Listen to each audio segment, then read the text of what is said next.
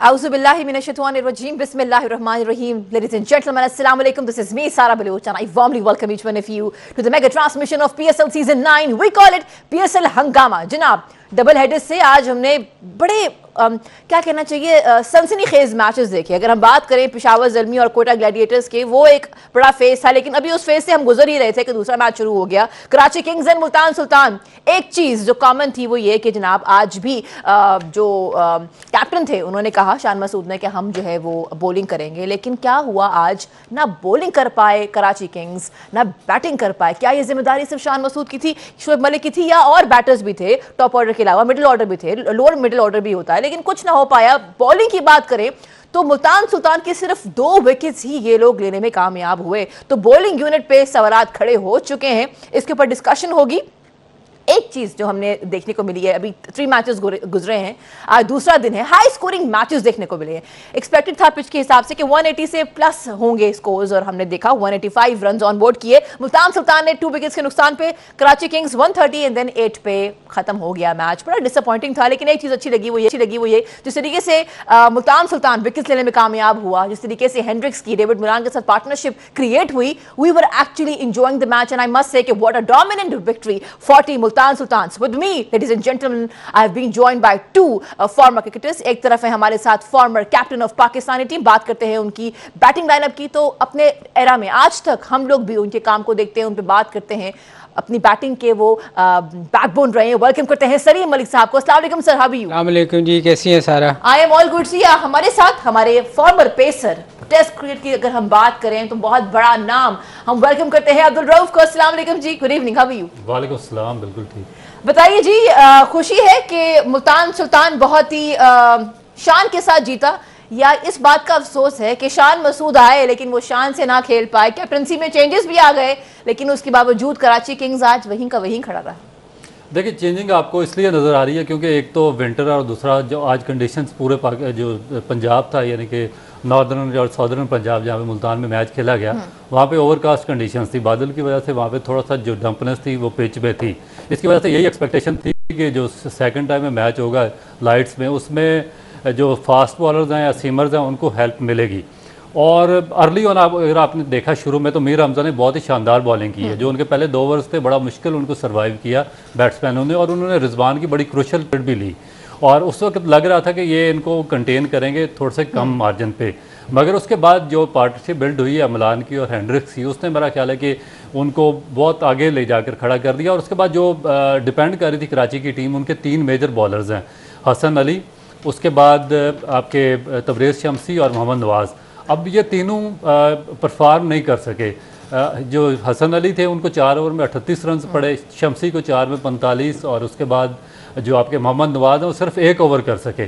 तो ये इस चीज़ ने जो कराची की टीम थी उसको बहुत ज़्यादा डैमेज किया। 185 रन जब ओवर का कंडीशंस हों, और जो बॉलिंग लाइन है वो बहुत ही इफेक्टिव थी मुल्तान की, उसके सामने करना मेरा ख्याल है कि खासा मुश्किल था। तो यही वजह बनी है इसकी जो शिकस्त हुई है कराची किंग्स को।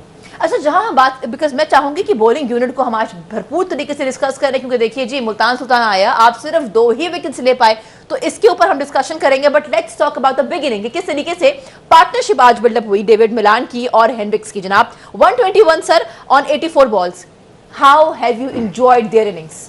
देखें, वो दोनों वो प्लेयर हैं जो अपनी कंट्रीज़ के लिए जो उन्होंने बहुत अच्छा किया हुआ है, और वो एक्सपीरियंस प्लेयर हैं, उनको पता है कि किस कंडीशन में कैसे खेला जाता है, कि अगर विकटें गिरती हैं तो वो टीम को ले कर चलते हैं। ऐसा नहीं है कि वो आके वो भी विकेट थ्रो करते हैं। ये बहुत सारे मौक़ों पे हमने देखा कि वो अपनी टीम को वो इनिंग्स बिल्ड करते हैं। तो मेरा ख्याल है वो 2 ऐसे एक्सपीरियंस प्लेयर थे जिन्होंने उस मुश्किल से टीम को निकाला, और आप ये देखें कि उसके बाद विकेट ही नहीं गिरी, वो एंड तक ले के गए हैं। और मेरा ख्याल था कि ये स्कोर थोड़ा ज़्यादा होना चाहिए, क्योंकि 2 विकेट्स पे जब आपके पास इतना मौका होता है तो फिर आप बड़ी हिट्स के लिए जाते हैं और बड़ा स्कोर होता है। मगर इवन देन मेरा ख्याल 185 बहुत अच्छा स्कोर था उनका, और वो वहाँ तक लेके चले गए थे कि टीम को फाइटिंग स्कोर। और मेरा ख्याल जब दूसरी बैटिंग आप कराची की अगर देखें तो कराची, मुझे लग रहा है जहाँ से कराची ने स्टार्ट लिया था पिछले साल, वहीं से वो दोबारा उसी उसी इरा से स्टार्ट कर रहे हैं, क्योंकि कराची पिछले साल मेरे ख्याल एक मैच जीता था। बिल्कुल। हालांकि कप्तान भी चेंज हुआ है, हम सोच रहे थे कि बहुत सारी चीज़ें शायद चेंज होंगी। कराची चूँकि मुल्तान से शान खेलते रहे हैं, उनको विकेट का पता होएगा, मगर मेरा ख्याल डिसीजन थोड़ा सा उनका अपने ख़िलाफ़ किया, पहली बैटिंग ना करने के। उसकी शायद रीज़न ये है, मैं और रऊफ़ यही डिस्कस कर रहे थे कि इनकी बॉलिंग जो है वो बहुत वीक नज़र आई है हमें, अगर कंपेयर करें बाकी 3 मैचों से। तो इनकी बॉलिंग में ये स्ट्रगल कर रहे हैं। ये मेरा ख्याल अगले मैचों में भी इनको इस पे फोकस करना पड़ेगा कि अपनी बॉलिंग लाइनअप थोड़ी सी बेहतर करें।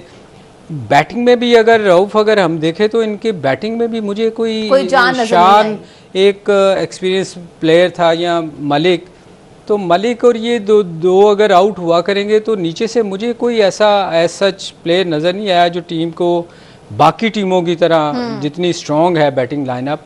तो लेट्स सी, ये पहला मैच है, मे भी आगे कम्बिनेशन इनका कोई बने, कोई ये देखें कि गलतियाँ कहाँ की हैं और चेंज करने की। सर, इनकी बैटिंग लाइनअप के साथ आई थिंक आज वो हुआ जो हमारी नेशनल टीम के साथ होता है। व्हेन बाबर गेट्स आउट तो हमारी टीम को कुछ समझ में नहीं आता कि अब करना क्या। तो यूजुअली हमारी भी जो फॉल ऑफ विकेट्स हैं वो गिरना शुरू हो जाती हैं। But I want to ask you a very straight question. दोस्तों, जब PSL सीजन 9 का आगाज होने जा रहा था, एक धूम मची हुई थी कि जनाब मैच विनर्स होंगे हसन अली, मोहम्मद नवाज, तबरेज शमसी, मतलब बड़ी हाइप क्रिएट हुई थी। और आज मैं देख रही हूँ, मोहम्मद नवाज के ऊपर मैं आना चाहूंगी। पहले हम एशिया कप की बात करें, हम 4 साल से वर्ल्ड कप को भी देख रहे हैं, बी इट T20 हम ODI भी करें, वो खेलते आ रहे हैं। मुझे आज वो ओवर भी याद आ गया जब वो लास्ट ओवर में उन्होंने काफ़ी रन एक्सीड कर दिए थे वर्ल्ड कप के दौरान।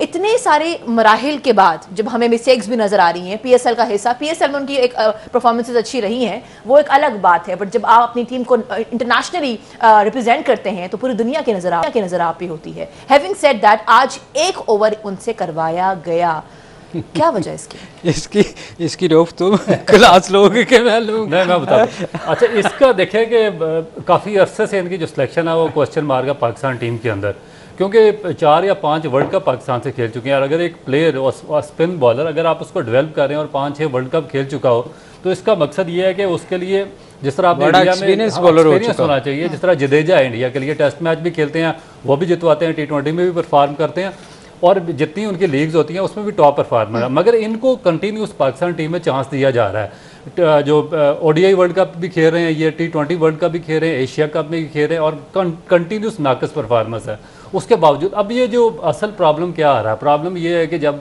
आपकी डोमेस्टिक लीग जिस तरह PSL हो रही है, इसका मकसद ये है कि यहाँ से आपने प्लेयर्स को एक्सपोजर देना, जो आपके यंगस्टर्स होते हैं, और वो यहाँ पर परफॉर्म करेंगे, बड़े प्लेयर्स के साथ खेलेंगे तो पाकिस्तान टीम में आएंगे और पाकिस्तान को मैच जितवाएंगे। अगर आप कंटिन्यूसली उन्हीं फेल्ड प्लेयर्स को लेकर चलेंगे और डोमेस्टिक क्रिकेट भी उन्हीं को खिलाएंगे, तो फिर जो यंगस्टर्स हैं वो कब डेवलप होंगे? आप पाकिस्तान टीम के लिए आपको रिप्लेसमेंट कब मिलेगी? तो मेरा ख्याल है कि अगर ये देखिए, आज हसन अली का भी फेलियर है, कंटिन्यूस फेलियर है, एशिया कप में फेलियर है, वर्ल्ड कप में फेलियर है, उससे पहले जो 1-2 सीरीज़ हुई हैं उसमें फेलियर था, मगर रिप्लेसमेंट कोई नहीं है।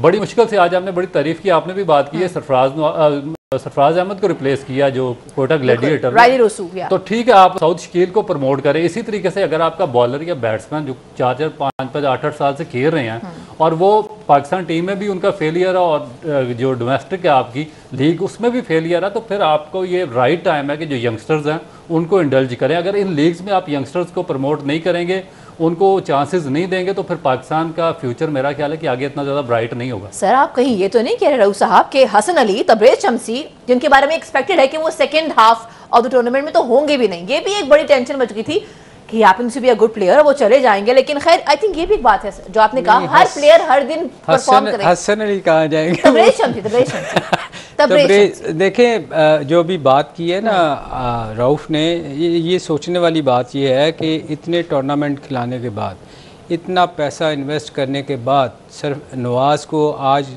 आप अपने PSL की लीग में, जो लोकल लीग है जहां यंगस्टर को चांस दिया जाता है, आपने उससे 1 ओवर करवाया, 1 ओवर करवाया, मतलब आप उसको हर वर्ल्ड कप में खिला रहे हैं, टूर्स करवा रहे हैं, और उसको एक मैच 1 ओवर के लिए आपने टीम में सिलेक्ट किया।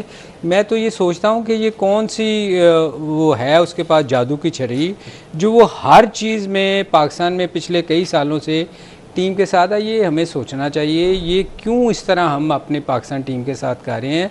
अपने यंगस्टर्स को फिर ये बात आ जाती है जी, अब जब इनसे पूछा जाए ना कि जी आप इनको क्यों कहते हैं बार बार, मतलब अक्सर मेरी मुलाकात होती है, मैं खत्म कर लूँ। I am bound to take a break, मुझे अच्छा नहीं लग रहा, लेकिन हम क्या करें, कमर्शियल बीच में आ जाते हैं, बात हो रही होती है, अच्छा नहीं लगता, लेकिन दोस्तों आपने हमारे साथ रहना है क्योंकि डिस्कशन काफी क्रिटिकल है and we need you to be here with us, stay with अस।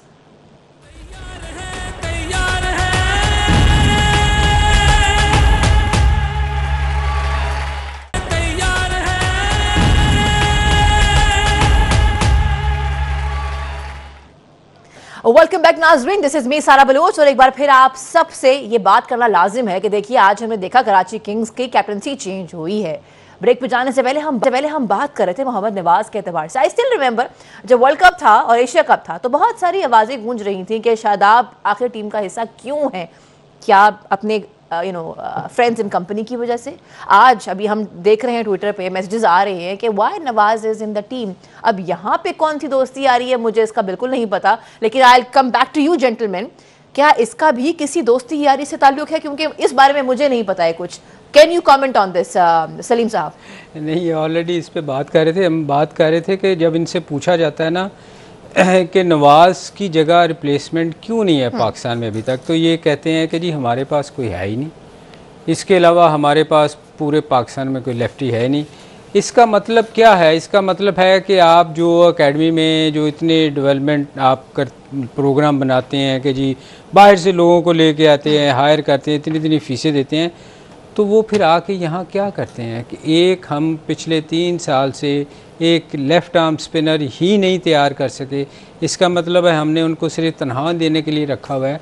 मेरी गुजारिश ये है कि अभी चूँकि हमारे नए चेयरमैन आए हैं तो इन चीज़ों पे उनको फोकस करना चाहिए कि कहाँ कहाँ हमारी टीम लैग कर रही है, तो उस पे उनको काम ज़रूर करना चाहिए, क्योंकि बहुत सारी जगहों पे आप देखें बहुत सारे प्लेयर ऐसे हैं जो पिछले कई सालों से खेल रहे हैं और उनकी रिप्लेसमेंट नहीं है। उसकी क्या वजह है? वो एक सर्कल है, उसमें से वो दूसरे किसी को आने नहीं देते। मैं और रऊफ ये बहुत दफ़ा बात कर चुके हैं कि यंगस्टर्स को, आप साहबजादा की बात ले लें कि उसको कितने सालों के बाद इन्होंने अब आके PSL में चांस दिया है। वो पिछले कई सालों से डोमेस्टिक क्रिकेट में स्कोर पे स्कोर कर रहा है जी। उस बच्चे को अभी आके जब वो उसकी एज निकल जाएगी फिर कहेंगे ये इसकी तो ओवरेज हो गया। तो ये चीज़ें जो हैं ये हमें इस पे फोकस करना चाहिए। जो लोकल क्रिकेट में स्कोर करता है उसको ज़रूर चांस देना चाहिए, वही प्लेयर हमारा फ्यूचर है। अच्छा, आप बात कर रहे थे चेयरमैन मोहसिन साहब की भी, आज उनकी जावेद मियां के साथ एक मीटिंग भी रही है। So how fruitful you think it is going to be? नहीं, बड़ी अच्छी चीज़ है कि वो अपने हमारे जो लेजेंड हैं उनके साथ मीटिंग रख रहे हैं। उनसे उनको बहुत सारी चीज़ें ऐसी हैं जो क्रिकेट में ख़राबी हो रही है उनका भी पता चलेगा, क्योंकि जावेद भाई आपको पता है उनका बहुत बड़ा नाम है, उनका बहुत बड़ा रोल रहा है पाकिस्तान क्रिकेट टीम में। तो मेरे ख्याल में उनको बहुत सारी चीज़ों पे उन्होंने डेफिनेटली गाइड किया होगा। और ऐसे हैं कि वो सुनते ज़रूर हैं, वो करते वो अपनी अच्छा, ये बात भी है, वैसे सही भी है, सुनो सबकी, लेकिन जो तुम्हें सही लगता है उसी को लेके आगे बढ़ो। एनीवेज जी, this show has been brought to you by nomenclature Cadbury, presenting Lifebuoy Herbal Shampoo, powered by HBL, brought to you by Kansas Paint and refreshed by Coke। आज हमने एक बड़ी मेजर पार्टनरशिप देखी थी, हेनरिक्स की हमने 79 का नॉक देखा है ऑन 54 बॉल्स। आज मुझे याद आ गया डुसन की इनिंग्स जो हम देख रहे थे कल, 71 उनके रन्स उन्होंने ऑन बोर्ड किए थे 41 गेंदों पे। जेंटलमैन, ये दोनों तो चले जाएंगे सेकंड लेग में, जब ये खेल जाएगा कराची की तरफ तो ये जो हमारे खिलाड़ी हैं जिनको देख के हम बड़ा थ्रिल्ड हुए थे, हमें शानदार इनिंग्स देखने को मिली, they are going to go back to play their domestic cricket. तो फिर हमारे जो अपनी प्लेयर्स हैं जो हमें अभी तक इम्पैक्टफुल बैटिंग लाइनअप नजर नहीं आ रहा है, how are we going to witness that? देखिए, मेरा ख्याल है कि बड़ी अच्छी प्रिपरेशन की हुई है इन टीम्स ने। और जहाँ तक आपने डोसन की बात की है, नो डाउट इस वक्त वर्ल्ड क्रिकेट का एक बड़ा नाम है और जितने भी वो मेजर इवेंट्स खेल रहे हैं उनमें उतनी परफॉर्मेंस से काफ़ी ज़्यादा उन्होंने इंस्पायर किया जितनी भी क्रिकेट कम्युनिटी है उसको। तो मेरा ख्याल है कि एक तो उनकी डेफिशिएंसी तो डेफिनेट फील करेगी लाहौर के अंदर, मगर उनके पास रिप्लेसमेंट है, उनके पास साए ओप हैं जो वेस्ट इंडीज़ के बैट्समैन है और बड़ी अच्छी फॉर्म है, और वो भी वेस्ट इंडीज़ से बहुत जो T20 फार्मेट है, शॉर्ट फार्मेट, उसमें काफ़ी उनकी परफॉर्मेंसेस रही हैं। इसी तरह अगर आप हेनरिक्स की बात करें और मुल्तान सुल्तान की, तो उनके पास रिप्लेसमेंट तैयब ताहिर है जो कि लास्ट फाइनल हुआ था उसमें उन्होंने बड़ा शानदार सेंचुरी की थी, उसके बाद अंडर 19 में बड़ा ब्राइट मगर उसके बाद आपको पता है उसको चांस ही नहीं दिया था। ये थोड़ा सा है कि ये जो सलीम भाई ने अभी बात की है ना कि ये बड़ी दुरुस्त उन्होंने निशानदेही की कि जो हमारे नए चेयरमैन उनकी चीज़ों को देखना पड़ेगा कि कौन सी चीज़ें पाकिस्तान क्रिकेट बोर्ड में लैग कर रही हैं जिनकी वजह से हमारी जो क्रिकेट है वो बिल्कुल डाउनफॉल का शिकार है। तो जब तक इनको एड्रेस नहीं करेंगे बड़ा मुश्किल हो जाएगा हमारा क्रिकेट को आगे जाना। अच्छा, ये और तो तैयब ताहिर ने 100 किया और उसके बाद सिलेक्शन हुई और उसका कहीं नाम ही नहीं था, आपको तैयब याद है? तैयब ताहिर ने और इंडिया के लिए टीम जा रही थी और इंडिया के खिलाफ उसने 100 करके फाइनल में पाकिस्तान को मैच जितवाया था। और एशिया कप में साथ था, एशिया कप में इसको कोई मैच नहीं खिलाया गया और इसी तरह उसको वापस लाया गया। और इसके बाद एशिया कप में भी पाकिस्तान ने सफ़र किया, उसके बाद वर्ल्ड कप में जितने भी आउट ऑफ फॉर्म थे उनको साथ ले गए। अगर आप एक यंगस्टर को साथ ले जाते वहाँ पर उसको खिलाते, अगर वो परफॉर्म कर देता तो पाकिस्तान के लिए बहुत बड़ा फ्यूचर, एक पाकिस्तान क्रिकेट के लिए बड़ा एक खुशहाल चीज़ होती है। मगर रऊफ ये सारा ये एक चीज़ सोचने वाली है कि आप देखें आपने ये 2 प्लेयर्स को बुलवाया और एक मैच खेलने के बाद वो वापस चले जाएंगे, तो ये तो आपकी लीग ख़राब करने वाली बात है ना। एक आप इतने पैसे, मेरा नहीं ख्याल कि ऐसे प्लेयर्स को फिर आप सेलेक्ट करना चाहिए कि अगर उन्होंने एक मैच ही खेलना है और फिर चले जाना है।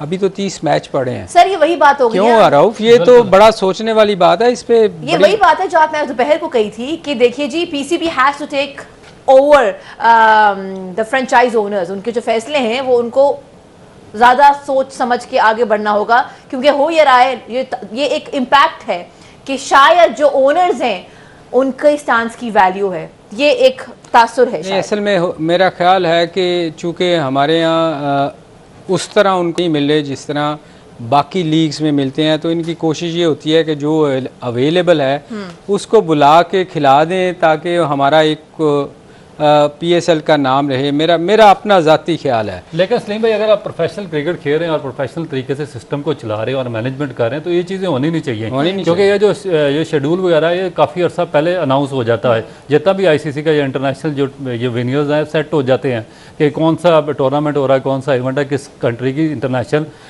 जो मसरूफियात हैं या सीरीज़ है, तो उसमें जो पाकिस्तान के जो फ्रेंचाइज हैं 6 लोग पूरा साल फारिग होते हैं। अगर ये इतना सा काम भी नहीं कर सकते इकट्ठे बैठ कर के ये देखें कि भाई कौन सा प्लेयर हमने उसको लाना है और किसने खिलाना और किसकी आगे रिस्पॉन्सिबिलिटी। उसमें रऊफ एक चीज़ है ना कि देखें आप इस टूर्नामेंट में हमारे में देखें बड़े नाम आप बहुत कम देखते हैं। हाँ, ये बिल्कुल कि बड़े नाम नहीं आते। उसकी रीज़न ये है कि हमारे जो फ्रेंचाइजी हैं शायद ये उतना पैसा दे नहीं पाते जितने के बाकी लीग्स में लोगों को मिल रहे हैं। तो मेरे ख्याल एक ये इशू भी है, इसलिए आपको बड़े नाम नज़र नहीं आते जो बहुत आपको दूसरी लीग्स में नज़र आते हैं। अच्छा, एक और चीज़ भी है, हम जो आप बात कर रहे थे हेंड्रिक्स की और मिलान की पार्टनरशिप की, again the reason I said कि जब डुसन चले जाएंगे, हेंड्रिक्स चले जाएंगे तो शानदार इनिंग्स हम क्या विटनेस कर पाएंगे या नहीं, क्योंकि देखिए आज शान भी थे और हमारे शोएब मलिक भी थे हम, लेकिन वो जो पार्टनरशिप थी वो बहुत छोटी थी। सो वो शानदार इनिंग्स हम भी पाकिस्तानियों की साइड से देखना चाहते हैं। ऑन दिस नोट दोस्तों, I have to take this short commercial break से वापस आएंगे, बट आप हमें देखते रहें, we are live on YouTube और आपका जो फीडबैक है it's very important. Stay with अस।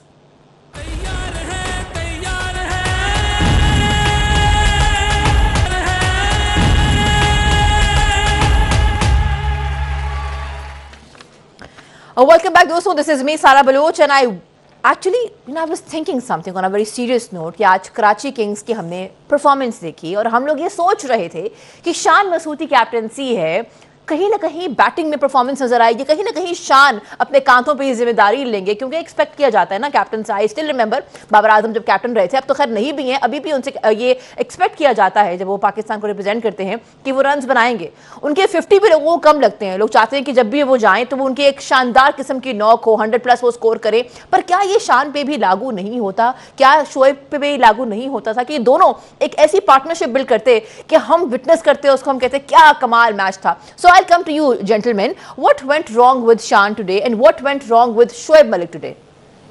देखिए, बेसिकली बात यह है कि शान मसूद नो डाउट कि उनको कैप्टन रिप्लेस किया मुल्तान से, उनको कराची लाया, मगर वो कभी भी जो T20 फॉर्मेट है उसके आइडियल प्लेयर नहीं रहे। उनको हमेशा अपनी जगह प्रूव करनी पड़ती है और इस ये जो अभी शुरू हुई है PSL, इसमें भी उनको दोबारा परफॉर्म करके अपनी जगह जो है वो प्रूव करनी पड़ेगी, क्योंकि क्रिटिसाइज तो उन पे आ रहा है कि वो इस जो शॉर्ट फार्मेट है इसमें वो स्ट्रगल करते हैं और अब कर रहे हैं। उसके बाद जो आपने बात की इनकी जो टीम सिलेक्शन है कराची की, वो भी कोई इतनी ज़्यादा आप उसको कोई अप टू द मार्क इसलिए नहीं कह सकते कि देखिए शुएब मलिक हैं, अपना प्राइम टाइम वो गुजार चुके हैं।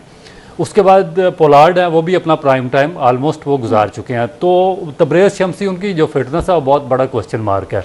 उसके बाद जो हसन अली हैं वो भी स्ट्रगल कर रहे हैं काफ़ी अर्सा से, जितने भी शॉर्ट फार्मेट है उसमें। फिर नवाज भी स्ट्रगल कर रहे हैं। तो आपने दो प्लेयर्स ऐसे हैं कि जो अपना प्राइम पास्ट कर चुके हैं, वो भी आपकी टीम का हिस्सा है।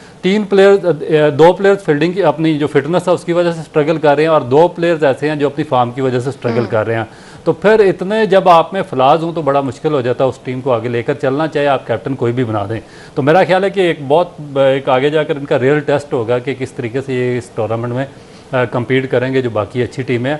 मेरे ख्याल में तो इनकी जो टीम सिलेक्शन है वो कोई इतनी ज़्यादा अपडेटेड नहीं है। So perhaps it is the time for Salman Iqbal to think over कि भई इसमें अब चेंजेस आने चाहिए, क्योंकि कराची जो है वो एक शहर है बड़ा, सबकी जान है उसमें, और हम चाहते हैं उसको भी अच्छा परफॉर्म करते देखते। लेकिन having said that it's too early to comment, क्या पता नेक्स्ट मैच में कुछ अलग हो जाए। वैसे ये इकबाल साहब को पिछले 4 साल से लोग कह रहे हैं, वो उनको समझ नहीं आ रही इस चीज़ की कि अपनी टीम को बेहतर करें। कराची के लोगों के लिए ये बड़ा डिसअपॉइंटमेंट है। आप भी चूँकि कराची से हैं, आपको बड़ा दुख होता है, मगर हम लोगों को भी होता है कि कराची एक हमारा बहुत बड़ा सबसे बड़ा शहर है, और उसमें उसकी टीम अच्छा परफॉर्म नहीं करती। तो ये मेरा ख्याल सलमान को पिछले 2-3 साल से हम भी कह रहे हैं कि अपनी टीम पे तवज्जो देनी चाहिए।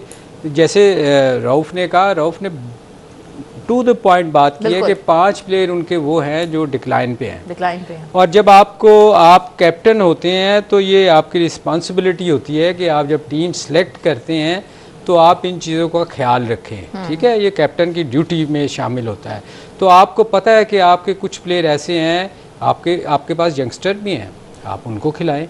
ज़रूरी नहीं है कि आप लंगड़े घोड़ों के साथ ही चलेंगे। आप अपने उन प्लेयर्स को ट्राई करें जो आपकी टीम के लिए फ़ायदेमंद साबित हो सकते हैं। आप बार बार उन्हीं लोगों को क्यों खिलाते हैं, ये हमारा क्वेश्चन अभी से नहीं है। आप देखें, आप मलिक की बात कर लें, आज मलिक बहुत अच्छा खेला है, मगर मलिक अब वो टाइम उसका गुजर चुका हुआ है। जो मैच विनर वाली इनिंग्स होती हैं ना, वो गुजर चुकी हैं। पोलार्ड को भी अगर आप देखें तो पोलार्ड एक टाइम पे था कि वो बहुत अच्छा खेलता था, मगर अभी भी वो भी सर्वाइव कर रहा है। आप उन लोगों को खिला रहे हैं जो सर्वाइवल की जंग लड़ रहे हैं कि यार ये सीज़न हम निकाल लें, हमें इस सीज़न के पैसे मिले ताकि अगला सीज़न हमारा किसी तरह गुजर जाए। तो जब ऐसी सिचुएशन होती है ना, तो वो आप अपने लिए खेलते हैं, टीम के लिए नहीं खेलते। और हम बात कर रहे थे अभी तबरेज़ शम्सी के हवाले से कि आपने कहा कि उनकी जो फिटनेस है उस पर बड़ा क्वेश्चन मार्क है। जिनकी बॉलिंग एवरेज 21.14 की है, नाज़रीन ये जानना बड़ा इंपॉर्टेंट है कि वो सेकंड लेग में नहीं होंगे। He is going to go back to his country, क्योंकि उन्होंने वहां पर अपनी डोमेस्टिक खेल खेलनी है। ये तो बातें होती रहेंगी। अब जरा बात करते हैं हम, आपने कहा कि ये जो लीग है, हम सब जानते हैं कि पाकिस्तान सुपर लीग ने पहले भी बहुत सारे स्टार्स जो हैं वो इंट्रोड्यूस किए हैं और हमने उनको खेलते हुए देखा है, नेशनल टीम का हिस्सा बनते हुए देखा है। साद बेग की अगर हम बात करें, जो विकेट कीपर थे कराची किंग्स के, आज वो गोल्डन डक पे आउट हो गए। तो ये सर देखे ना, आपने जो बात की थी यंगस्टर की, तो यंगस्टर तो खेल ही रहा था पर उससे भी ना खेला गया। सलीम साहब, मैं आपसे बात कर रही हूं। सॉरी, मैंने कहा वो बताइए। देखिए, ये गेम का हिस्सा है। कभी मैंने आपको जब हम बैठे हुए थे तो मैंने आपसे एक बात कही थी कि 30 मैचेस है, इसमें आपको हर रोज़ अगर कोई बंदा अच्छा परफॉर्म करेगा ना तो वो 1500 स्कोर कर जाएगा, अगर 50 भी करेगा तो ऐसा होगा नहीं। आपको 300 या 400 हाईएस्ट स्कोर नज़र आएगा इस लीग में, जो टॉप पे जाएगा। मैक्सिमम 500 पे चला जाएगा, बहुत एक्स्ट्राऑर्डिनरी खेलेगा। तो इसमें अच्छे और बुरे दिन आपको देखने नज़र आएंगे। रोज़ कभी आपको कोयटा जीतती नज़र आएगी, कभी लाहौर अगर हारी है तो वो अगले मैचों में जीतती नज़र आएगी। तो अगर हम रोज़ इस बात पे अगर कहेंगे कि आज ये क्यों नहीं अच्छा खेला, ये होगा। तो बेग का अगर आज वो अच्छा नहीं खेला तो फिर पहला मैच है, वो अगले मैचों में भी आप उसकी बहुत तारीफ़ कर रहे हो, कल अगले मैच में जिसमें वो कोई बहुत काम कर दे। तो अच्छे और बुरे दिन ये जो है ना, ये जो 30 मैचेस हैं, इसमें आपको बहुत सी ऊंची नीची चीज़ें नज़र आएंगी, कभी कोई अच्छा करेगा कभी कोई बुरा करेगा, तो एक मैच से आप प्रेडिक्ट नहीं किसी को कर सकेंगे। अच्छा, ये जहां ये बात हो रही है, अब मैं एक बात करूं तो शायद वैलिड ना हो, लेकिन फिर भी पूछूंगी मैं, क्योंकि देखिए मैं चाह रही थी, टॉप ऑर्डर का मतलब क्या होता है? That you come and you stay on the crease, क्योंकि हम आपको देखना चाहते हैं, आप बेहतरीन ओपनर है। Mohammad Rizwan could not perform today. अब आप सर दोबारा तो ये जस्टिफाई मत कीजिएगा कि देखिए जी क्योंकि आज उनका दिन नहीं था तो वो नहीं खेल पाए। Sir there has to be some technical reason also ना। नो वो क्या हो सकता है, हम आपसे पूछना चाहेंगे। अच्छा ये मोहम्मद रिजवान आज क्यों परफॉर्म नहीं कर पाए ये हम जरूर पूछेंगे, but on this note I have to go on a break, but this show has been brought to you by Nomenclature Cadbury, Lifebuoy Herbal Shampoo, powered by HBL, brought to you by Kansas Paint and refreshed by Coke। हमारे साथ रहिएगा, वापस आएंगे और सवाल होगा जनाब Karachi Kings की परफॉर्मेंस के ऊपर।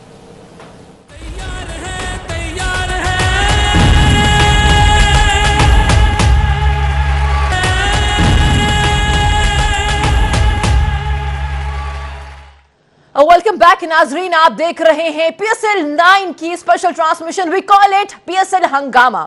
जनाब आज मुल्तान सुल्तान और कराची किंग्स के बीच मैच था, बड़ा थ्रिलिंग मैच था, डोमिनेंट विक्ट्री थी for team Multan Sultan.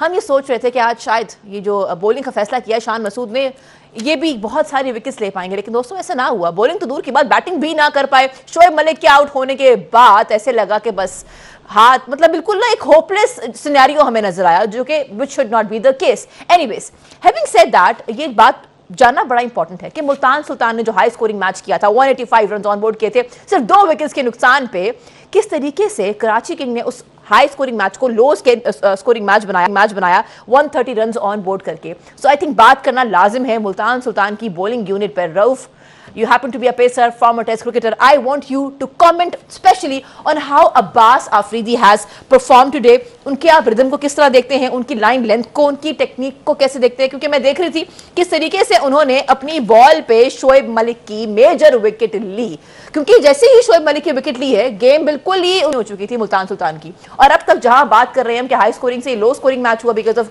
Karachi Kings, वहीं पे 8 विकेट्स, अभी मैचेस सिर्फ 3 हुए हैं, लेकिन कराची किंग्स ने 8 विकेट लेके अब तक की वाहिद टीम है जिसने सबसे ज्यादा विकेट्स गिराई हैं।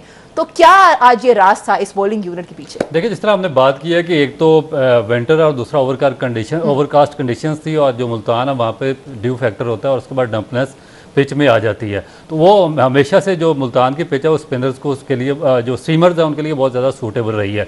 तो इस पर आपने देखा होगा जब मीर हमजा ने कराची से बॉलिंग शुरू की तो उन्होंने अर्ली ऑन सरफराज को रिजवान को आउट किया और बड़ी अच्छी जगह पे उन्होंने बॉलिंग की स्विंग भी की, मगर दूसरे एंड से उनको बिल्कुल किसी किस्म की हेल्प नहीं मिली और एक बड़ी पार्टनरशिप डेवलप हो गई। अब उसके बाद अगर आप इनकी मुल्तान की बॉलिंग देखें तो उन्होंने बड़ी एक्सेप्शनल बॉलिंग की। आपने डेविड विली को देखा, उससे ब्रेक थ्रू दिया, अर्ली ऑन 2 विकेटें ली हैं, 4 ओवर में 22 रन दिए। उसके बाद आपके मोहम्मद अली, उन्होंने आउटस्टैंडिंग बॉलिंग की है। और मोहम्मद अली ना सिर्फ इस अभी PSL में बल्कि इससे पहले जो आपका फर्स्ट क्लास सीजन है जो, और उससे पहले जो पीछे जो लास्ट ईयर का फर्स्ट क्लास सीजन था उसके टॉप विकेट टेकर थे वो।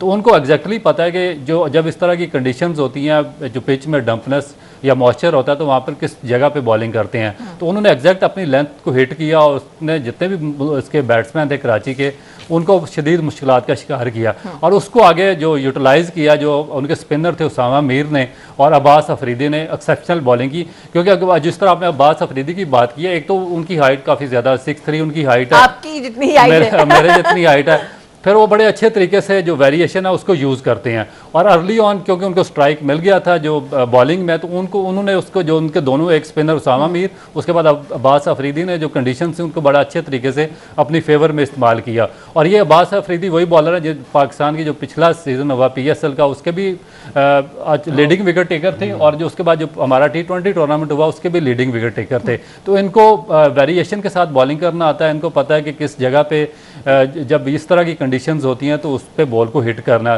तो मेरा ख्याल है कि बड़ा अच्छा एक इजाफा पाकिस्तान की टीम में, और न्यूजीलैंड में भी इन्होंने काफ़ी अच्छी बॉलिंग की थी। तो आगे चलकर पाकिस्तान के लिए शॉर्ट फॉर्मेट में काफ़ी ये मुफीद साबित होंगे। अच्छा, यहाँ ये बात हो रही है सलीम साहब, वहाँ पे हम ये भी जानते हैं कि एहसानुल्लाह जो कि मुल्तान सुल्तान का पार्ट थे वो अब नहीं खेल पा रहे हैं। हमें आज कमी महसूस शायद होने इसलिए नहीं दी क्योंकि मुल्तान सुल्तान का जो बाकी स्क्वाड था, जो बाकी बॉलिंग यूनिट था वो एक्टिव था।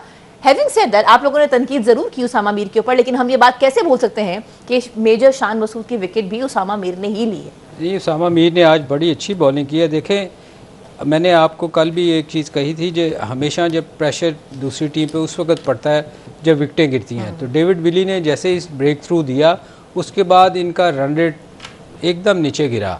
जब रन रेट बढ़ता है तो बैट्समैन, एज ए बैट्समैन मैं आपको बता रहा हूँ कि आप पे प्रेशर बहुत ज़्यादा बिल्ड होना शुरू हो जाता है कि आपने उस रन रेट को मीट करना होता है। तो उसमें फिर आप अच्छी बॉल पे भी चांस लेते हो और वो चांस होता है कि आप विकेट आपकी गिरेंगी। और हुआ यही कि जैसे ही प्रेशर रन्स का बढ़ता गया, शान मसूद और बाकी जितने भी बैट्समैन आप आउट हुए हैं, जो मलिक के अलावा किसी ने स्कोर नहीं किया, शान मसूद ने भी देखें वो उससे पहले कैच छूटा, फिर शॉट खेलने गए। क्यों, क्या वजह थी कि इसके लिए कि रन रेट का प्रेशर इतना बढ़ गया हुआ था कि आपको हिट आउट करना ही पड़ता है। तो उसमें दो चीज़ें होती हैं, या तो आप निकल जाते हैं उसमें से, उस प्रेशर से, या फिर आपकी विकेटें गिरती हैं और आप बिल्कुल टीम में एकदम नीचे बैठ जाती है। उसकी आज की रीज़न भी यही हुई कि जैसे ही विकेटें गिरी फिर वो कम बैक जो है कराची नहीं कर पाई। और ये चीज़ें ऐसी होती हैं, उस मौके पे फिर आपको थोड़ा सा इनिंग छोटी सी एक बिल्ड करनी होती है, 1-2 ओवर की, क्योंकि ओवर्स तो आपके पास होते नहीं। तो मेरा ख्याल है आज जो विली ने अर्ली ऑन आउट कर दिया, फिर जैसे रऊफ ने कहा कि इनको अपनी कंडीशन का पता है। आज अगर आप देखें, उन्होंने वेरिएशन के साथ बॉलिंग की, किसी ने एक पेस से बॉल नहीं की, वो वेरी करते रहे, बॉल स्लो बॉल भी किए, जहाँ वो बैट्समैन के दिमाग में आएगा ये बॉल स्लो करेगा, उसने यॉर्कर करके बोल्ड किए। तो ये एक सबसे अच्छी गुड साइन था मुल्तान की बॉलिंग में कि उन्होंने वेरिएशन से बॉलिंग की और उन्होंने एक पेस पे बॉल नहीं की। तो ये जैसे अब्बास की बात की, अब्बास ने 2 सीज़न से बड़ा अच्छा परफॉर्म कर रहा है। आल दो के न्यूजीलैंड में अच्छा नहीं कर सका, मगर अच्छा जी, हमें I am so sorry gentleman, I had to speak to you, लेकिन चूंकि वक्त कम है, आई हैव